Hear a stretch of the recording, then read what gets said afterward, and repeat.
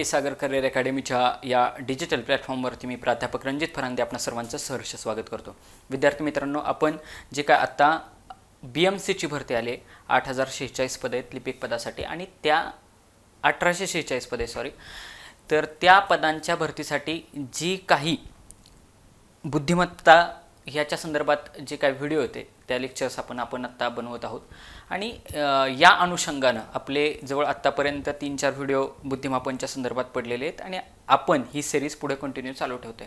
बुद्धिमापनचे महत्त्वाचे टॉपिक झाल्यानंतर आपण त्या ठिकाणी मराठीचे लेक्चर सिरीज चालू करणार आहोत, त्याच्यानंतर थोडे जीकेचे लेक्चर्स घेणार आहोत आणि त्याच्यानंतर इंग्लिश, असं साधारणतः आपलं स्ट्रक्चर राहील। आणि परीक्षेच्या अगोदरच्या काळामध्ये आपण त्या ठिकाणी जे क्वेश्चन पेपर असतात, जे आतापर्यंत TCSनं पेपर घेतलेत त्या अनुषंगाने आपण क्वेश्चन पेपरची सिरीज चालू करणार आहोत। एक विद्यार्थ्यांना सब्जेक्टची ओळख व्हावी, तोंड ओळख व्हावी आणि कोणते महत्त्वाचे टॉपिक आहेत या अनुषंगाने आपण पुढे चाललेलो आहोत। थोडा प्रमोशनचा पार्ट असा, आपले हे संपूर्ण बुद्धिमापन म्हणून पुस्तक आहे। या पुस्तकातूनच आपण जे काय आतापर्यंत 3 लेक्चर्स घेतलेले आहेत आणि आजचं हे 4थं लेक्चर, हे lecture as it is PDF मी तुमच्यासमोर सांगत असतो। सेम TCS IBPS लेवलला जसे प्रश्न विचारले जातात, कारण ही लिपिकची परीक्षा आहे, काठिण्य पातळी ही तेवढीच राहील, सेम त्याच अनुषंगानं या पुस्तकामध्ये तुम्हाला क्वेश्चन पाहायला भेटतात।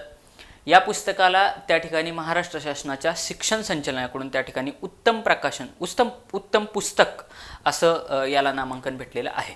त्याच्यानंतर आपलं संपूर्ण इंग्रजी हे देखील पुस्तक आहे। या पुस्तकामध्ये देखील आपल्याला व्याकरण प्लस शब्दसंग्रह असं त्या ठिकाणी दोन्ही साठा त्याला पाहायला भेटतो। याच्यामध्ये synonyms, antonyms, idioms and phrases, words often confused, one word substitution यांसारखे वेगवेगळे सगळीच्या सगळी व्होकॅब्युलरी त्याच्यामध्ये कव्हर करण्याचा प्रयत्न केलेला आहे।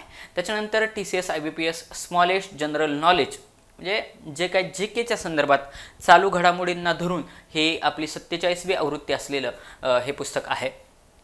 त्याच्यानंतर लेटेस्ट जनरल नॉलेज व चालू घडामोडी 83वी आवृत्ती, ह्या एकाच पुस्तकातून साधारणतः 25,000 MCQ त्या ठिकाणी कव्हर होतील अशा पद्धतीने हे पुस्तक आहे। गट ब व गट क संयुक्त पूर्व परीक्षा, तलाठी, कॉन्स्टेबल, ग्रामसेवक, आरोग्यसेवक, वनरक्षक, कृषी सेवक, महानगरपालिका व इतर शासकीय पदांसाठी ज्या परीक्षा घेतल्या जातात त्या सर्वच्या सर्व परीक्षांसाठी अत्यंत उपयुक्त असलेले हे पुस्तक आहे।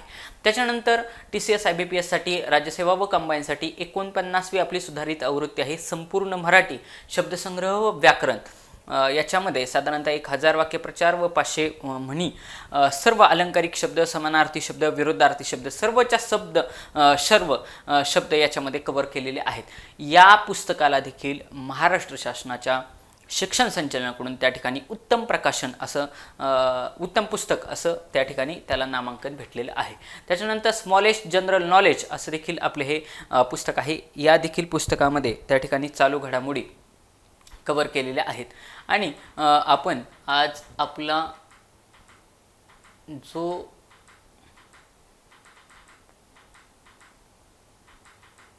नेक्स्ट टॉपिक आहे तो आज आपण घेणार आहोत। श्रेणी अथवा क्रम या टॉपिक वरती तुम्हाला 100% एक तरी क्वेश्चन त्या ठिकाणी तुम्हाला तुमच्या TCSच्या पेपरमध्ये पाहायला भेटेलच। ओके, श्रेणी अथवा क्रम याच्यामध्ये नावावरती काय विषय येत नाही। श्रेणी अथवा क्रम याच्यामध्ये एक सिरीज दिली जाते। ओके, म्हणजे थोडक्यात एक सिरीजची क्वेश्चन आहेत। मग सिरीज मी शिकवत असताना पोलीस भरतीचे बरेचसे व्हिडिओ घेतलेले आहेत, त्याच्यामध्ये देखील बुद्धिमापनमध्ये मी सिरीज कशी फाइंड आउट करायची ते सांगितलेले, बरेचसे सिरीजचे क्वेश्चन त्या ठिकाणी तुम्हाला कव्हर होतील।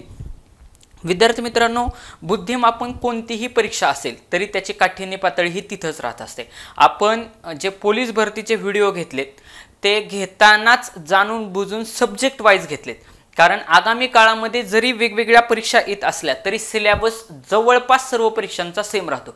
म्हणजे तुम्ही तिथलं जरी मराठीचा व्हिडिओ काढून बघितला पोलीस भरती, फक्त मराठीचे क्वेश्चन व्हिडिओ शोधले तरी तुम्हाला सगळे क्वेश्चन याच्यामधलेच कव्हर होतील. बुद्धिमापनचे शोधले तरी सर्वच्या सर्व बुद्धिमापन तुमचं त्या ठिकाणी कव्हर होईल, कारण सेम त्याच पॅटर्नवरती तुम्हाला त्या ठिकाणी क्वेश्चन पाहायला भेटतील. त्याच्यामुळं आपला हेतूच हा होता की ज्यावेळेस आपण ते पोलीस भरतीचे क्वेश्चन पेपर घेतोय त्याच्यामध्ये प्रत्येक बुद्धिमापन, गणित, मराठी, जी के असं सेपरेट करून टाकलेले, जेणेकरून आगामी काळामध्ये ज्या वेगवेगळ्या परीक्षा होणार आहेत त्या वेगवेगळ्या परीक्षांमध्ये विद्यार्थ्यांना तोच सिलेबस, तेच टॉपिक सेम त्याच पॅटर्नवरती राहतात. त्यामुळं मी तुम्हाला असं एक सजेस्ट करेल की BMCची जरी एक्झाम असली तरी साईड बाय साईड तुम्ही ते जाऊन जरी तुम्हाला बुद्धिमापन करायचं म्हटलं तरी सर्वच्या सर्व व्हिडिओ एकदा काढायचे, फक्त बुद्धिमापनचे व्हिडिओ शोधायचे आणि फक्त बुद्धिमापन करत राहायचं. त्याच्यामध्ये तुमचं बऱ्यापैकी बुद्धिमापन कव्हर होऊ शकतं, कारण त्याच्यामध्ये 25 क्वेश्चन विचारलेत आणि 25 क्वेश्चन विचारत असताना साधारणतः एका पेपरमध्ये तुमचा 25 टॉपिकला जवळपास हात लागत असतो. त्याच्यामुळं सेम त्याच पॅटर्नवरती तुम्हाला क्वेश्चन विचारले जातील. आता ही सिरीज, श्रेणी म्हणजे सिरीज, याच्यामध्ये अंकांची सिरीज असते. त्याच्यामध्ये नेहमी सिरीजचा क्वेश्चन सोडवत असताना मी एक ट्रिक सांगितली होती आणि ती ट्रिक अशी की तुम्ही त्याच्यामधला डिफरन्स जो आहे तो पहिल्यांदा फाइंड आउट करायचा, डिफरन्स शोधायचा, म्हणजे जो काही फरक असेल तो फरक शोधला की 100% तुम्हाला ती सिरीज लवकर शोधते. आता बघा, क्वेश्चन सोडवायला घेतल्यानंतर तुमच्या लगेच लक्षात येईल की क्वेश्चन कशा पॅटर्नचे असतात. आता बघा, पहिलाच क्वेश्चन आहे 1, 3, 5, 7, 9 प्रश्नचिन्ह. बघा, मी तुम्हाला काय सांगितलं की सुरुवातीला तुम्ही काय करा, त्याच्यामधला फरक, डिफरन्स किती येतोय तो पहा. आता बघा, 1 आणि 3 मधला फरक किती आहे? 2. 3 आणि 5 मधला फरक किती आहे? 2. 5 आणि 7 मधला फरक किती आहे? 2. 7 आणि 9 मधला डिफरन्स किती आहे? 2. म्हणजेच याच्या पुढे फरक किती यायला पाहिजे? 2. म्हणजे +2 न काय होत चालली, ही सिरीज पुढे चालली. म्हणजेच 9 + 2 बरोबर किती होईल? 11. म्हणजे या प्रश्नचिन्हाच्या जागी काय येईल? 11 येईल. ऑप्शन नंबर 2 हे या प्रश्नाचं उत्तर राहील. अत्यंत सोपे. तुम्ही म्हणताल सर अशा स्वरूपाचे प्रश्न असतात का? 100% ज्यांनी, आता बऱ्याच जणांनी ह्याच्यातली तलाठी एक्झाम असेल, वनरक्षक एक्झाम असेल, बऱ्याच एक्झाम TCS IBPSनं ज्या घेतल्या त्या एक्झाम दिल्या असतील. आता मी बऱ्याचशा एक्झाम दिलेल्या आहेत. मला तलाठीला पण जवळपास 176 मार्क होते. जे पुणे आयुक्तालय आहे त्याच्यामध्ये जे काही सहकार आयुक्तालय त्याच्यात ASO जी काय पोस्ट आहे, SAO काय बरं मी त्याचं विसरलो, असिस्टंट कॉपरेटिव्ह ऑफिसर, ACO, तर त्या पोस्टला मी वेटिंगला आहे त्या ठिकाणी. त्या पण एक्झामला मला वाटतं 166 पॉईंट समथिंग काहीतरी मला मार्क्स होते. त्याच्यामुळं ह्या सेम टाईपचा तुम्हाला एक तरी प्रॉब्लेम त्या ठिकाणी पाहायला भेटणार, कारण याची डेप्थ ही सेम त्या TCS लेवलच्या एक्झाम बरोबर आहे. आता बघा, 2 नंबरचा प्रश्न, 2, 4, 6, 8, 2, 10 काय असेल हो? परत काय करायचं? सेम फरक काढत राहायचा. याच्यामधला गॅप किती आहे? 2चा. 2 + 2 4 झाले. 4 + 2 6. 6 + 2 8. 8 + 2 10. म्हणजे 10 + 2 किती यायला पाहिजे? 10 + 2 उत्तर किती येईल? 12. ऑप्शन नंबर 2 हे त्या ठिकाणी उत्तर असेल. ओके. तिसरा प्रश्न,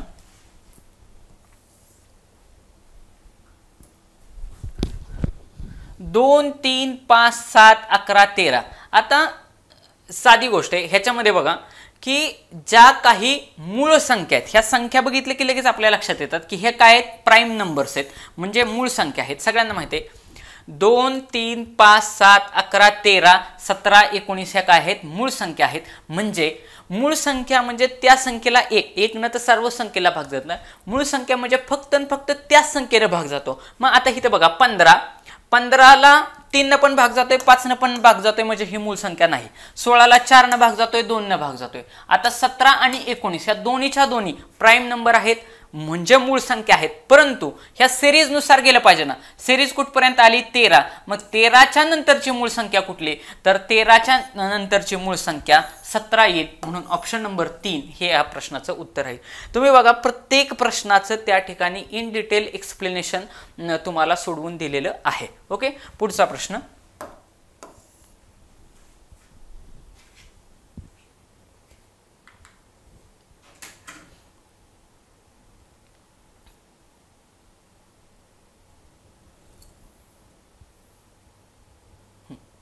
4 नंबरचा,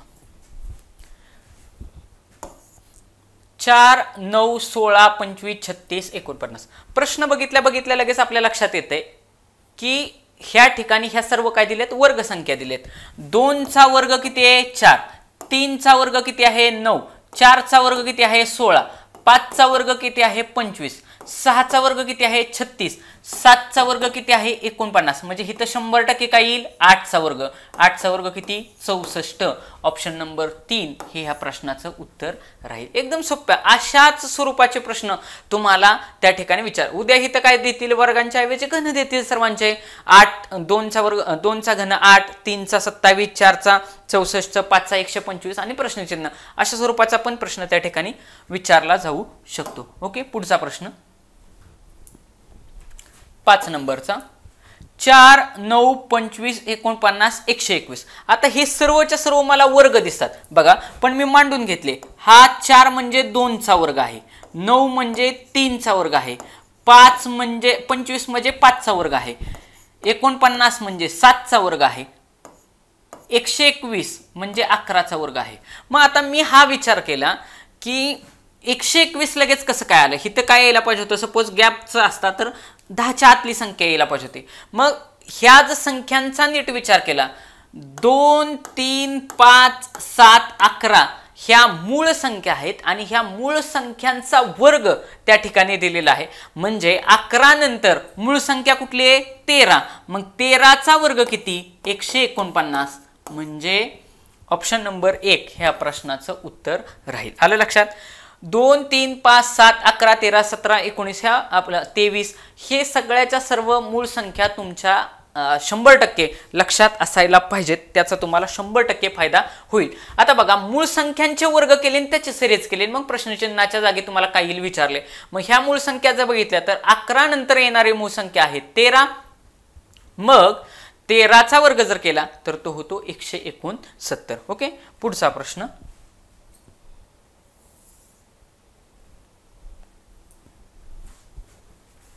6 नंबरचा.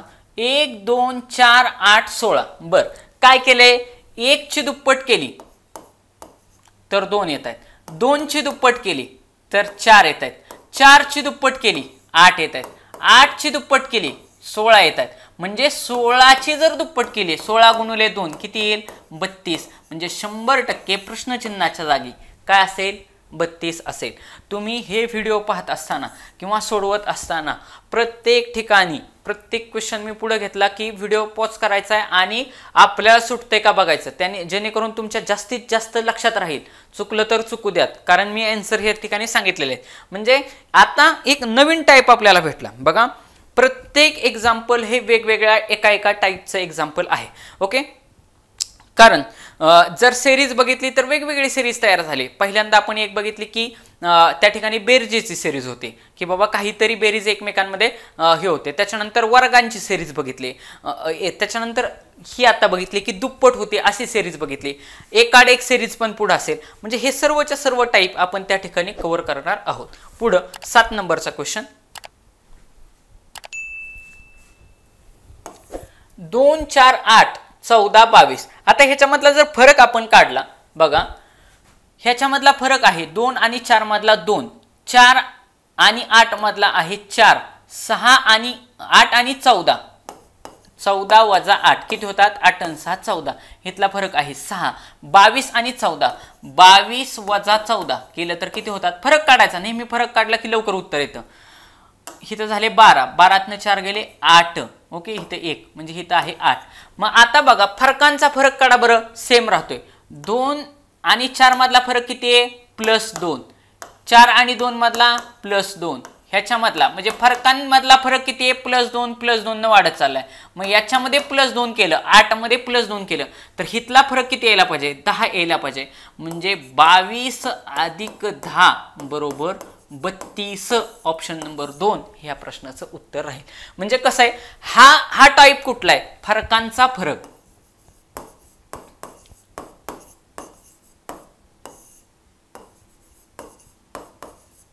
फरकांचा फरक हा या टाईपचं एक्झाम्पल आहे.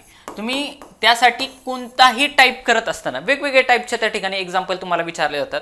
त्यामुळे टाईप करत असताना एवढं लक्षात ठेवायचं की सुरुवातीला फरक काढून घ्यायचा. फरक काढल्यानंतर माझ्या लक्षात आलं की 2 4 6 8 2 10 म्हणजे नेक्स्ट फरक काय असणार आहे, फरकांचा फरक. सगळीकडे काय आहे, +2 +2 +2 ना फरक वाढत चाललाय. म्हणजे 8च्या नंतर 10 फरक यायला पाहिजे. 22 अधिक 10 केलं की त्या ठिकाणी तुमचं 32 उत्तर येऊ शकतं. ओके, 8 नंबरचा प्रश्न.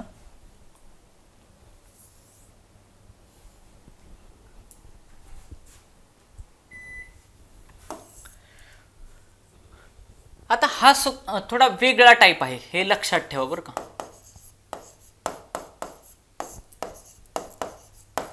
थोडा वेगळा टाईप आहे. 24 47 51 प्रश्नचिन्ह 74 42. तर आता ही सिरीज चढत्या क्रमानं नाहीये. पहिल्यांदा मी एक चेक केलं की 24 नंतर 47 झालं, 47 चे 51 झाले, परत प्रश्नचिन्ह म्हणजे इथं काहीतरी वाढीव संख्या असणार, परत 74 असणार. मग 74 पेक्षा ही 42 जी का नाही, ही 74 पेक्षा मोठी पाहिजे होती जर सिरीज ही वाढत्या क्रमानं असते तर. पण ही इथं सिरीज चढत्या क्रमानं नाही, कारण इथं 42 आले म्हणजे 74 पेक्षा संख्या त्या ठिकाणी कमी झाली. जर कमी होत असेल तर काहीतरी वेगळं लॉजिक वापरले. तर ह्या ठिकाणी लॉजिक काय वापरले लक्षात घ्या. 24 बघा, 24 या 24 ला जर उलट केलं ते किती होतात, 42 होतात. बघा, ह्या 24 ला उलट केलं तर 4 इथे येणार आणि 2 इथे येणार, आणि ते कुठं लिहिलंय, हे लास्टला लिहिलंय. बघा, सेम 47 ला उलट केलं. बघा, 47 ला जर उलट केलं तर काय होणार, हा 7 एक नंबरला येणार, 74 होणार. ते 74 इथे लिहिले. म्हणजे ह्या 51 ला जर मी उलट केलं तर काय होईल, 1 अगोदर येईल 5 नंतर येईल. म्हणजे ह्या प्रश्नचिन्हाच्या जागी इथं काय होईल, 15 उत्तर येईल. ऑप्शन नंबर 4 हे ह्या प्रश्नाचं उत्तर असणार आहे. कळलं. असं पण एक लॉजिक असू शकतं. आपल्याला प्रत्येक आपण अभ्यास करत असताना प्रत्येक लॉजिक आपल्याला माहिती असायला पाहिजे. बघा, 24चं उलट केलं 42 झाले, 47चे उलटे केले 74 झाले, 51चे उलटे केले 15 झाले. ते 15 या ठिकाणी मांडले म्हणजे हे त्या ठिकाणी त्या प्रश्नाचं उत्तर असेल. ओके, एकदम सोप्या कॅटेगरीतले प्रश्न त्या ठिकाणी विचारलेले आहेत.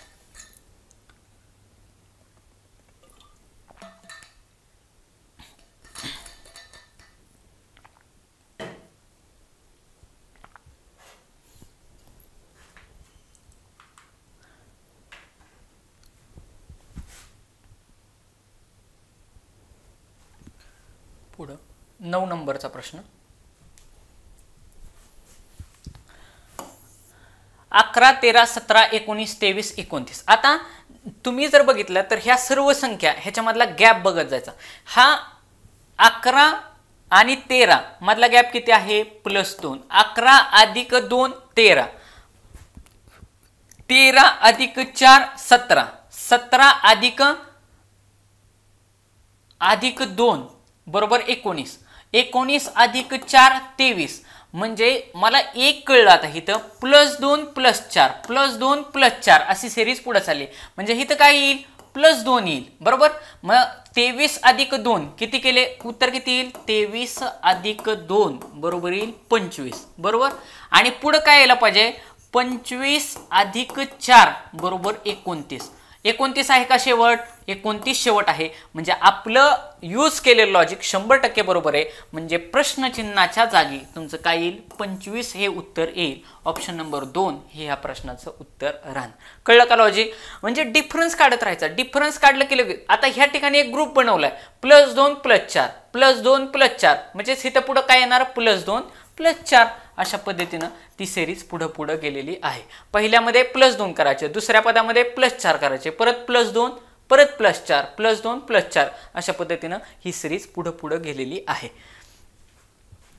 10 नंबरचा प्रश्न.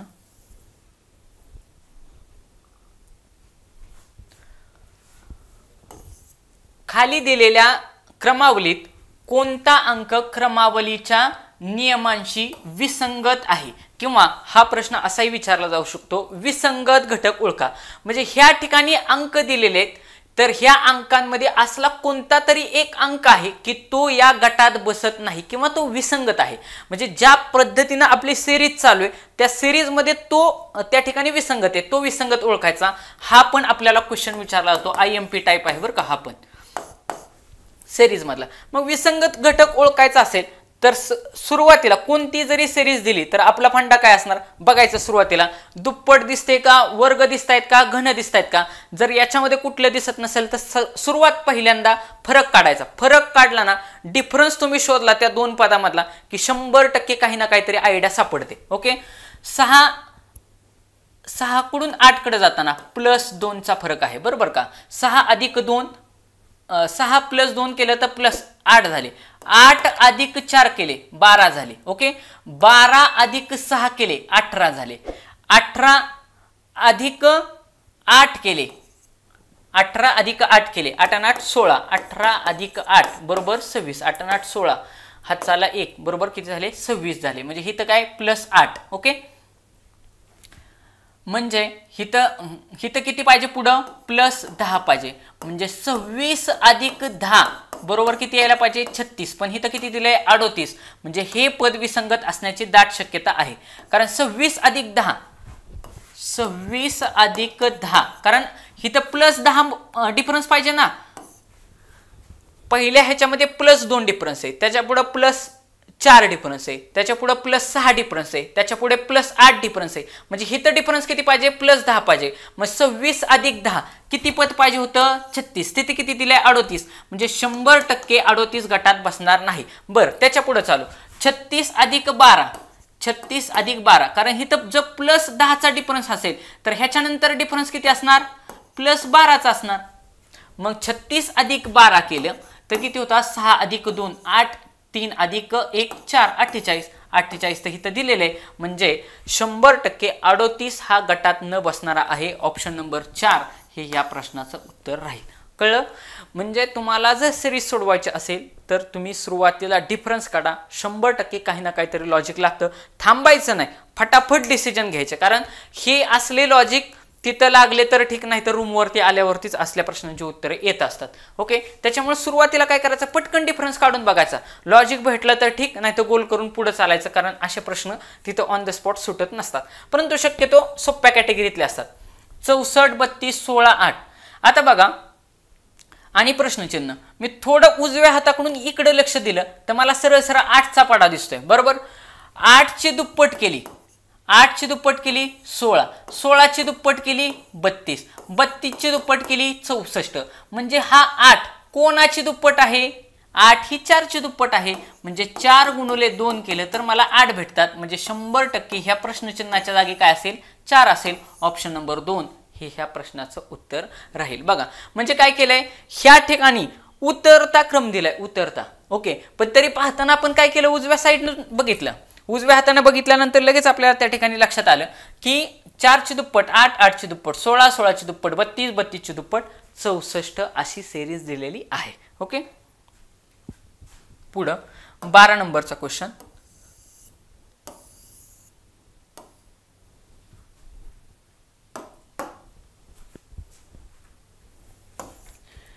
तीस 24 19 15 आणि प्रश्नचिन्ह. आता बघा फरक काढत राहायचा. 30 वजा 24 केले तर उत्तर किती येईल 6. म्हणजे हितला फरक किती झाला 6 वजा 6 वजा 6. 24 मधून किती वजा केल्यानंतर 19 भेटतात. बघा 24 वजा 19 इथं झाले 14.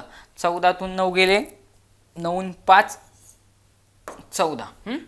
इथं राहिला 1, एकातनं 1 गेला म्हणजे 5. इथं वजा 5चा फरक आहे, बरोबर का. 19 वजा 5 24 वजा 5 19. 19 मधून 4 वजा केले, वजा 4 केले तर 15 भेटतात. म्हणजे वजा 6 वजा 5 वजा 4 म्हणजे इथं किती असेल, इथं डिफरन्स असेल वजा 3. म्हणजे 15 वजा 3 केले तर उत्तर किती यायला पाहिजे 12 यायला पाहिजे. म्हणजे प्रश्नचिन्हाच्या जागी काय येईल 12 येईल. ऑप्शन नंबर 3 हे त्या ठिकाणी त्या प्रश्नाचं उत्तर राहील. ओके, पुढं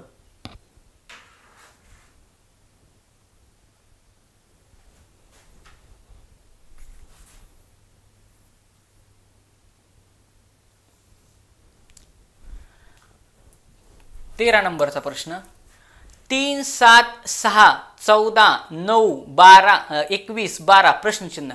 आता जर तुम्ही नीट लक्ष दिलं 3 नंतर 7 वाढले, परत कमी झालं, परत वाढले, परत कमी झाले, परत वाढली, परत कमी झाले, म्हणजे 100% हिथं अल्टरनेट सिरीज आहे. अल्टरनेट म्हणजे एकाड एक सिरीज आहे. अशा वेळी लक्षात ठेवायचं, एक वाढते एक कमी होते, म्हणजे असा काहीतरी मिसमॅच त्या ठिकाणी दिसत असेल तर अल्टरनेट सिरीज असण्याची चान्सेस असतात. आणि शक्यतो हा टाईप IMP आहे बरं का, शक्यतो एक्झामिनर अल्टरनेट सिरीज देण्याचा प्रयत्न करतात. कारण अल्टरनेट सिरीज सहजासहजी समजत नाही, कारण विद्यार्थी थांबतो तिथं, विद्यार्थी काय करतो, गॅप फाइंड आउट करतो आणि त्याला लॉजिक लागत नाही. मग अल्टरनेट सिरीज आहे का, एक लक्षात लगेचच चेक करायचं अल्टरनेट सिरीज मध्ये बसतंय का. आता बघा, मला लगेच लक्षात आलं, 3 दुने 6, 3 त्रिक 9, 3 चौक 12, म्हणजे हा काय दिलाय, 3चा पाढा दिलाय. 3चा पाढा इथं म्हटलं ना, 3 दुने 6, 3 त्रिक 9, 3 चौक 12, म्हणजे हितलं पद काय येईल, 3 5 15. ओके. आता बघा सेम तसंच दिलंय का 7च्या बाबतीत, 7 एके 7, 7 दुने 14, 7 त्रिक 21, 7 चौक 28, म्हणजे प्रश्नचिन्हाच्या जागी काय येईल, 7 गुणुले 4 बरोबर 7चा पाढा, म्हणजे 3 आणि 7चा पाढा अल्टरनेट दिलेला आहे. 28 हे त्याकडे उत्तर राहील. ऑप्शन नंबर 1 हे त्या प्रश्नाचं उत्तर असेल. कळतंय का, म्हणजे काही नाही, 2 पाढे एकत्र केले, 3चा पाढा आणि 7चा पाढा, आणि तो अल्टरनेट त्या ठिकाणी सेट केलेला आहे. मग अल्टरनेट सेट केल्यामुळे 3चा पाढा आणि त्याच्यामध्ये 7चा पाढा टाकलेला आहे, तेवढं फक्त कळायला पाहिजे होतं की ही अल्टरनेट सिरीज आहे. ओके. पुढचा प्रश्न,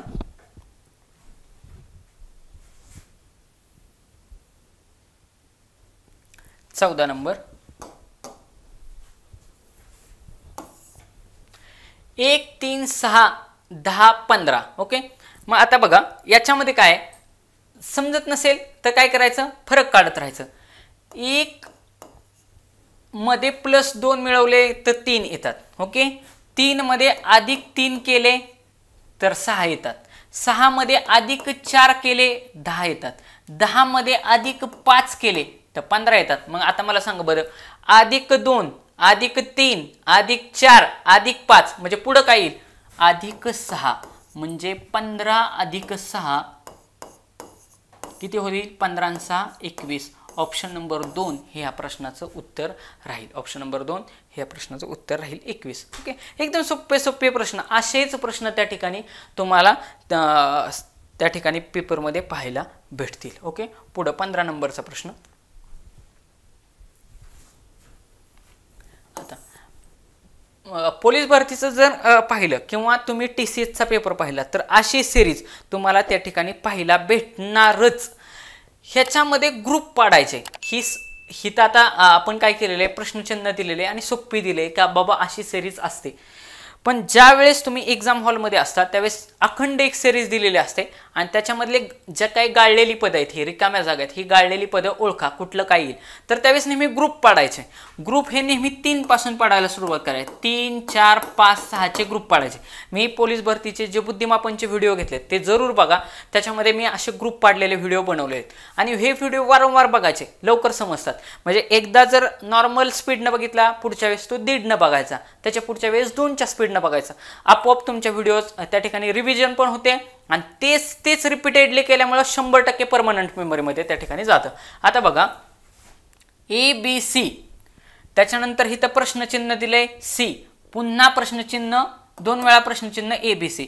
मग मला इथं ABC दिसतंय, लास्टला पण ABC आहे, म्हणजे माझे सिरीज कशी असेल, ABC ABC ABC असा माझा 3-3चा ग्रुप केलेला आहे. ABC ABC ABC ABC. मग आता ह्या ठिकाणी बघा A हिथं प्रश्नचिन्ह C दिलंय, मग हिथं काय येईल, B येईल. ह्या प्रश्नचिन्हाच्या जागी B येईल, म्हणजे माझं सुरुवातीला B यायला पाहिजे. इथं A आहे, ऑप्शन गेला. इथं B आहे, इथं A आहे, ऑप्शन गेला. म्हणजे 2 ऑप्शन झाले माझे. त्याच्यानंतर हिथं पण काय येईल, हिथं ABC यायला पाहिजे. हिथं A तर दिलेलं आहे, म्हणजे हिथं येईल B आणि ह्या प्रश्नचिन्हाच्या जागी येईल C, म्हणजे माझं उत्तर यायला पाहिजे BBC. BBC ऑप्शन नंबर 4 हे माझ्या प्रश्नाचं उत्तर राहील. आणि ग्रुप बरोबर 3-3 केलेत का, 100% केलेत. जर तुम्हाला अजून क्वेश्चन थोडा हार्ड करायचा झाला तर क्वेश्चन हार्ड करायचं म्हटलं तर त्या ठिकाणी एक्झामिनर काय करत असतो, 3च्या ऐवजी 4चा ग्रुप त्या ठिकाणी देत असतो. अजून त्याचे टफनेस वाढवायचे असेल 5चा ग्रुप त्या ठिकाणी देणार. पण नेहमी काय करायचं, असं जे सिरीज विचारली तर ABC आणि एकदम त्याचं सुरुवात बघायची आणि लास्ट बघायचा, म्हणजे काही ना काहीतरी त्या ठिकाणी क्ल्यू तुम्हाला 100% भेटेल. 16 नंबरचं क्वेश्चन.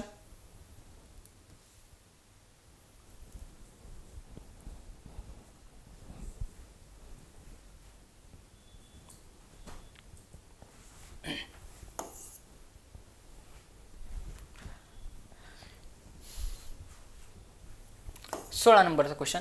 खाली दिलेल्या क्रमावलीत कोणता अंक क्रमावलीच्या नियमांशी विसंगत आहे, म्हणजे विसंगत घटक ओळखा. सेम मगाचा जसा पॅटर्न होता तशा पद्धतीने कोणतं तरी एक पद विसंगत असणार आहे. आता बघा, जर विसंगत काढायचं म्हटलं तर आपल्याला काय करायचं, सुरुवातीला फरक काढायचा.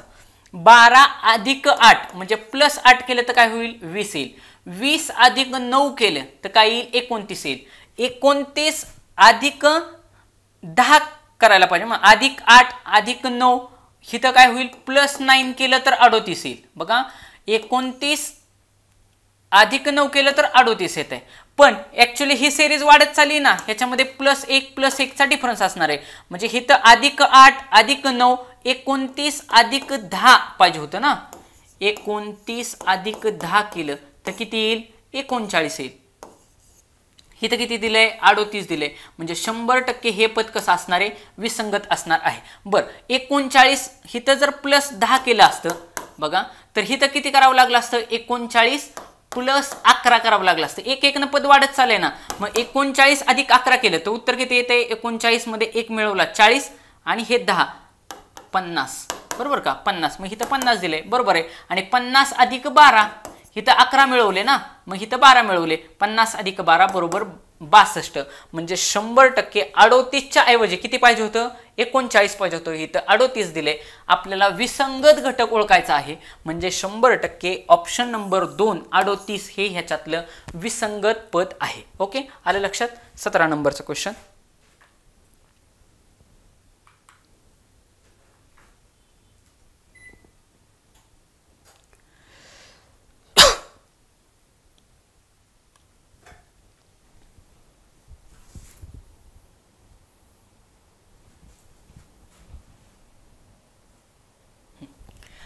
तुम्हाला मी काय म्हटलं होतं, अशा स्वरूपाची जर सिरीज आली तर एक तर 3-3 किंवा 4-4 किंवा 5-5चे ग्रुप केलेले असतात. 3, 4, 5चे ग्रुप केलेले असतात. जर ग्रुप दिलेले नसतील तर हे सगळं जर एकत्र दिलं तर आपण स्वतःहून ते तसे ग्रुप पाडायचे. इथं ग्रुप पाडून तुम्हाला दिलेले आहे, त्याच्यामुळे सोप्पा केलेला आहे प्रश्न.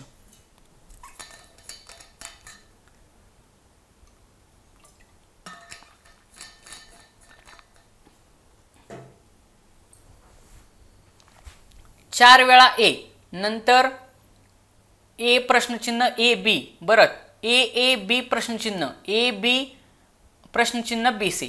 वेगळं लॉजिक आहे, लक्षात ठेवा. काय लक्षात ठेवायचं बघा, सुरुवातीला काय होतंय, ए ए ए दिले, ए ए ए आणि ए दिले. नंतर शेवट काय झालं, पुढे जाताना हिथं काहीतरी कन्व्हर्जन झालं आणि हिथं बी दिसतोय, बरोबर का. म्हणजे ह्याच्यातला शेवटचा ए गेला आणि त्याच्या जागेवरती काय आला, बी आला. म्हणजे शेवटून एक एक ए ए कमी येत राहतोय. कारण तिसरं ज्यावेळेस मी तिसरं पद बघितलं त्यावेळेस तिसऱ्या पदी 1 2 3 आणि 4 ह्या चौथ्या एच्या जागेवरती बी येतोय, बरोबर. म्हणजे पुढे जाताना हिथं काय होईल, हिथं चौथ्या जागेवरती तर बी येईलच. पण आता नेक्स्ट सिरीजला म्हणजे तिसऱ्या टप्प्यावरती इथं तिसऱ्या एच्या जागी काय यायला पाहिजे, बी यायला पाहिजे. हा तिसरा आहे, त्या ठिकाणी बी आलाय. म्हणजे 100% पाठीमागच्या साईडून एक एक एक कमी होत त्याची जागा कोण घेते, बी घेते, बरोबर का. ज्या ठिकाणी सुरुवातीला 4 ए दिले होते, नेक्स्ट होताना ह्याच्या इथं ए ची जागा बी न घेतली, त्याच्या पुढे जाताना ह्या ए च्या जागी बी घेईल, त्याच्या पुढे जाताना ह्या ए ची जागा बी घेईल आणि नंतर लास्टला असा एक ऑप्शन येईल की त्या ठिकाणी सगळे चारीच्या चारी काय असतील, बीच असतील. एवढं लक्षात ठेवायचं.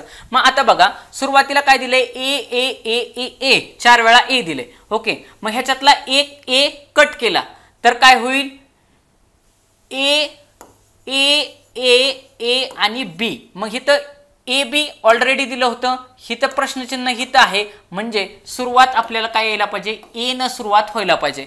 हिथं बी दिलाय, ऑप्शन गेला. इथं ए आहे, इथं ए आहे, इथं बी दिलाय, ऑप्शन गेला. आलो 50-50% वरती. परत इथून पुढे जाताना शेवटून एक कमी करत आणायचं आहे. आता बघा इथं जर बी आहे शेवट, म्हणजे इथं प्रश्नचिन्हाच्या जागी पण काय असेल, बीच असेल. म्हणजे 2 नंबरला आपलं काय लेटर यायला पाहिजे, बी यायला पाहिजे, ए बी यायला पाहिजे. इथं ए बी आहे, इथं ए बी आहे. ओके, म्हणजे इथं बी झालं. आणि आता तिसरं इथं काय आहे, इथं ऑलरेडी बी दिलाय, म्हणजे इथं बी यायला पाहिजे. म्हणजे A B B option number 3 हे त्या ठिकाणी उत्तर राहील. कळलं? लॉजिक काय वापरले की जे तुमचं ए ए ए दिलंय त्याच्यातलं काय होतंय की पुढे जाताना ह्याच्यातला जो लास्टचा ए आहे हा कॅन्सल होऊन त्याच्या जागी बी येतोय. मग ए ए ए बी. ओके, त्याच्या पुढे जाताना परत हा कॅन्सल होणार, त्याच्या जागी काय होणार, बी येणार. म्हणजे ए ए बी बी. आणि परत पुढे काय होणार, लास्टकडून हा ए कॅन्सल होणार, त्याच्या जागी परत त्याची जागा कोण घेणार, बी घेणार. म्हणजे ए बी बी. आणि बघा हे लास्टचं पद काय येतंय आपलं, ए बी बी बी. आणि एकदम लास्टला काय होईल, हा ए पण कॅन्सल होईल, म्हणजे बी बी बी बी असं ह्याचं नेक्स्ट पद असतं. कळलं का? ही सिरीज थोडी वेगळी आहे. ओके, त्याच्यामुळे असा टाईप लक्षात ठेवायचा की लास्टकडून एक कमी होत चाललाय आणि त्याची रिप्लेसमेंट बी बी घेत चाललाय. उद्या त्याच्या जागी कोणतेही लेटर देतील, यम एनची सिरीज देतील, यम यम यम यम म्हणतील, त्याच्याऐवजी यमच्या ऐवजी लास्टकडून यन यन टाकत येतील आणि तशा पद्धतीची सिरीज डेव्हलप करतील. ओके, लक्षात ठेवायचा हा पॅटर्न तुम्ही लक्षात ठेवा. ओके, 18 नंबरचा प्रश्न.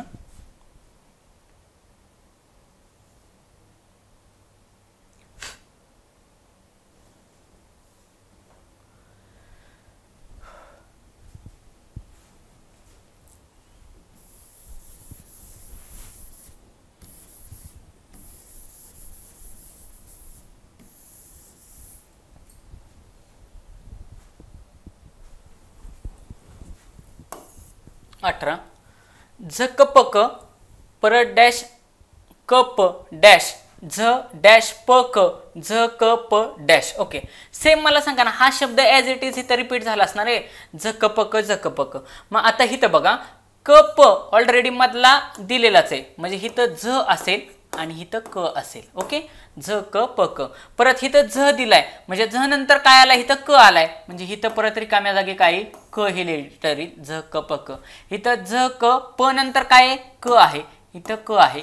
म्हणजे बघा आपलं उत्तरामध्ये काय येईल, झ क क क झ क क क असं. ऑप्शन नंबर 4 बघा, झ आणि 3 वेळा क क क. ऑप्शन नंबर 4 हे त्या ठिकाणी उत्तर राहील. ओके, पुढचा प्रश्न 19 नंबर.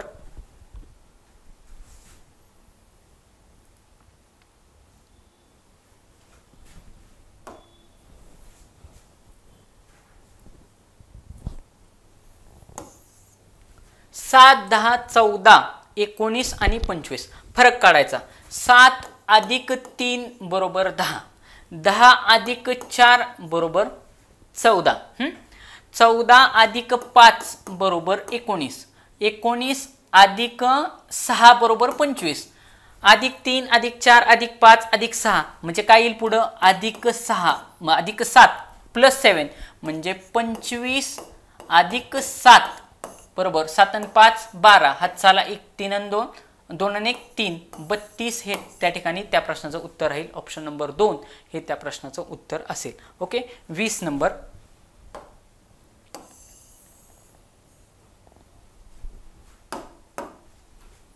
वीस नंबर 2 4 5 6 8 8. आता ज्या अर्थी हिथं 8 8 आले म्हणजे चढता क्रम तर वाढत गेलेला नाही, काहीतरी अल्टरनेटिंग सिरीज असण्याचे चान्सेस आहेत.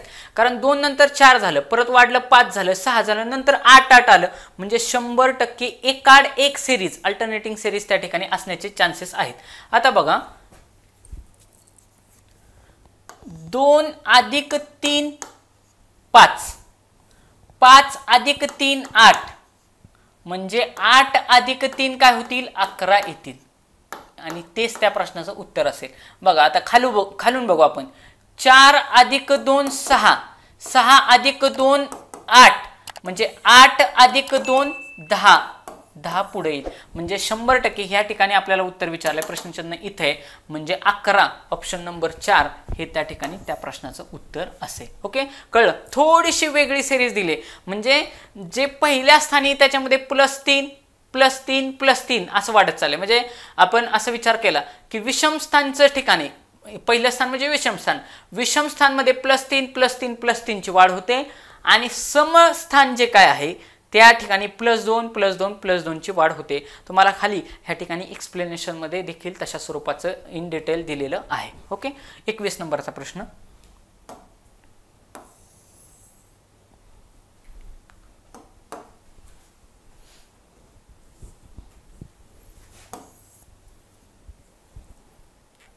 ही पण सेरीजचे म्हणजे ग्रुप पाडलेत बघा. मगाचा जो काय तुम्हाला मी काय सांगितलं होतं, एक तर 3चे ग्रुप पाडा, 4चे ग्रुप पाडा किंवा 5चे ग्रुप पाडा. सुरुवातीला काय दिलाय, जसा ह्याच्या अगोदरच्या क्वेश्चन मध्ये ए दिला होता त्याच्याऐवजी इथं काय दिलाय 1 दिलाय बघा, सेम टाईप दिलाय. शेवटी त्याच्या पुढे जाताना काय झालं, जो शेवटचा 1 आहे तो कॅन्सल झाला आणि त्याची जागा कोणी घेतली, 2 ने घेतली. म्हणजे शेवट काय येईल, 1-1-2 येईल. काय येईल, 1-1-2 येईल. इथं 1-1-2 आलाय का, आलाय. ओके, त्याच्या पुढे काय होईल, हा 1 परत कॅन्सल होईल, त्याच्या जागेवर काय होईल, 2 येईल. हा 2 तर आहे तसाच राहील, 1-2-2 असं राहील बघा. हा 1 जाणार आणि त्याची जागा कोण घेणार, म्हणजे शेवटचा 1-1 कॅन्सल होतोय आणि त्याच्या जागा 2-2 येतोय.